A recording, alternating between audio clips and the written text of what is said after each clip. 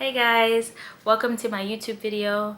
Thank you for joining. My name is Onika Webb. I'm a coach, author, and speaker, and I'm just excited to share with you the wisdom and knowledge that I've learned through my personal experiences and the revelations that God also gave me. So thank you for watching. And today's topic is a very interesting one because we all go through this.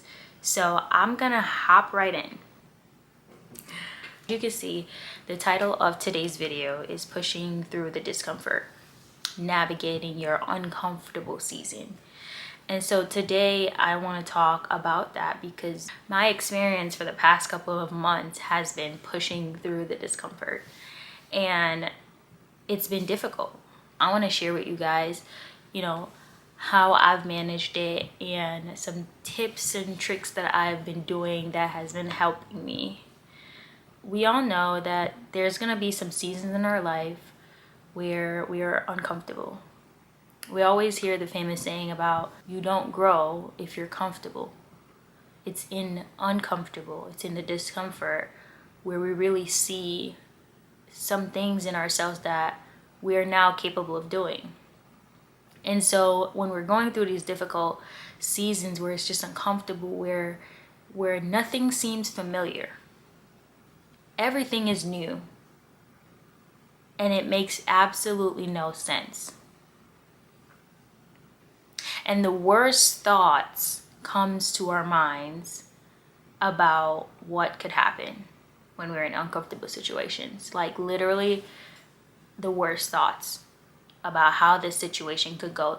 The most terrible situation that is also the most unlikely are the thoughts that comes to our mind about this.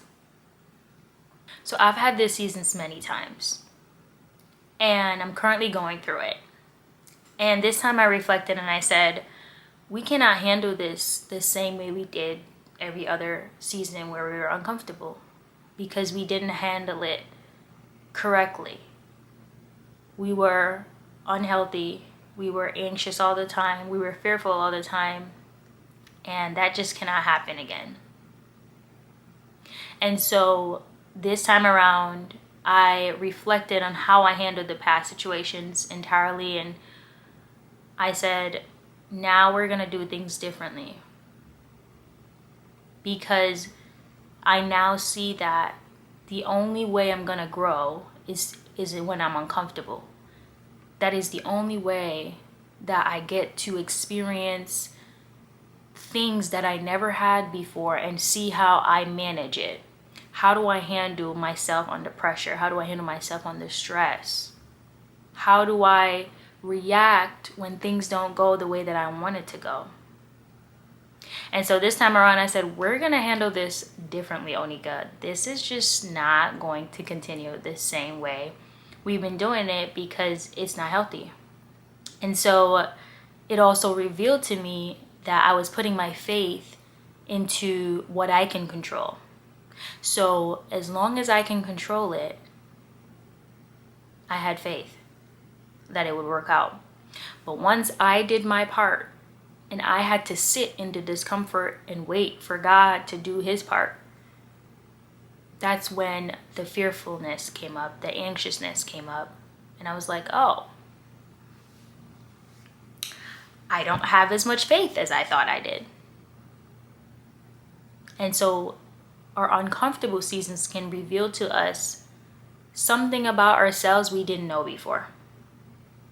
And it could be something we need to fix in that season before we can go to our next season. It could be something we can fix in that season so that we don't have to experience it in our next season. And sometimes we don't get to go to our next seasons before it's fixed. God's like, I'm gonna keep you right here till you learn how to talk to people better. I'm gonna keep you right here until you learn how to manage your finances. I'm gonna keep you right here until you learn how to walk in the faith that I need you to. You cannot go to the next level with your baby faith. You need big man faith. You need an adult faith right now. And so when that was revealed to me, that's when I took a step back and I was like, okay, I have some things that I need to do. And the beauty of these experiences is they just continuously teach us something. They continuously teach us something about ourselves, about our environment, what we want, what we don't want. And that's why it's crucial to reflect in these moments. And so when I'm uncomfortable, I journal more. I want to share with you guys 3 things that I have been doing in my uncomfortable season now that has made it way better for me when I compared my old season when I was uncomfortable and how I handled that. One is by being present. I know you probably hear this all the time. I have heard it, seen it, and I'm just like, what the heck does that mean? Being present for me has been accepting that there's nothing else I can do currently about my situation that may be bothering me or the situation that I'm in. So there's nothing else that I can presently do. So I just need to be in the moment that I'm in. So for example, I'm recording this video. My mind shouldn't be anywhere else on none of my worries. I shouldn't be anywhere else. I should just be present. So being present to me is sitting still, knowing that I've done my best, that I'm in the middle of doing one of the things that I wanted to do. And as I do it, I'm going to be present. I can't worry about the past. I can't worry about the future. But in this moment, all I can do and be is present.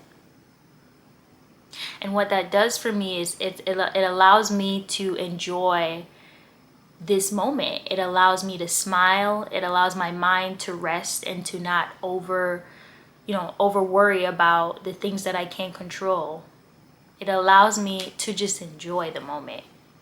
And so I've been finding a lot of beauty in just being present in the best way that I can. Some days I do it better than others, in the best way that I can. Going along with being present, the second one that I do is affirmations. Everyone knows the power of affirmations. When I'm trying to be present and I need to get my mind back to a state of calm, I repeat 1 or 2 affirmations. But this season, because one of my traits that I've been developing is patience, instead of focusing on affirmations that we can create, I focus on affirmations from the scripture because they just hit my core differently when I say them. And so I'm going to share with you 2 affirmations that I've been using that has been helping me navigate my season. So the first one is James 1 verse 4. But let patience have its perfect work, that you may be perfect and complete, lacking nothing. And so when I hear this, I'm like, okay, being patient allows the work to get done. It allows me to be in a better situation long term. Right? And so it's not long, it's not something crazy. It's from scripture, and this is the word, this is knowledge, this is wisdom. And so listening to this and following it hits different than just another affirmation for me in this season. Like I need the word because it's uncomfortable here. And so that's one of them that I repeat every day. And one of the things that I do is I set a reminder on my phone to remind me of these scripture, to read them throughout the day. So like morning, afternoon, evening, night. And that is how I try to stay in tune with these affirmations. The second one is Hebrews 6 verse 12. We don't want you to become lazy, but to initiate those who through faith and patience received what has been promised. Hold on. So you telling me that the people who is patient and who have faith to receive what the Lord has promised. And all I got to do is not be lazy, but also be patient. That is what, so this is how I break down scripture for me to understand. Because I'm like, don't be lazy. Do what you got to do, but also be patient. I had to sit in that again because, yeah. So that's my second one. And what I want to say about this is we have to trust that our patience plays a role in our outcome. How we wait can affect our ability to enjoy what we're waiting for. How we wait can affect our ability to enjoy what we're waiting for. And so affirmations are a great way to remind ourselves that, hey, you may be uncomfortable. You may not like this, but you have to trust that you have done everything you need to do. And so the only thing you can do now is rest in that and be patient. But be present in your patience, because there's always something for us to learn as well in those seasons, in that moment. And then the last one is a hobby. I feel like when we're uncomfortable, we have to nurture ourselves like how we would nurture a baby when they're like crying or in discomfort. That's how I see it for me. Like when I'm uncomfortable, I can be a big baby. And so I might need more nurturing, more kind words, affirmations, of course, but more, what's the word? More nurture. I'm just gonna say it, more nurture like a baby. And so for me, it's doing something that I love.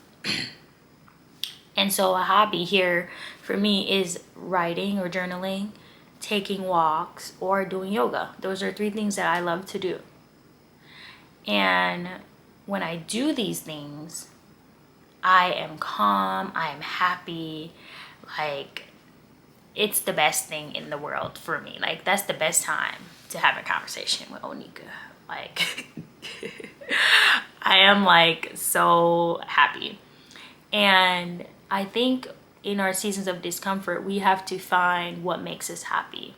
We have to find a place where we can go and release the emotions. And some people, that might be therapy. Like in your season of discomfort, you might need more therapy. You might need a coach on navigating that.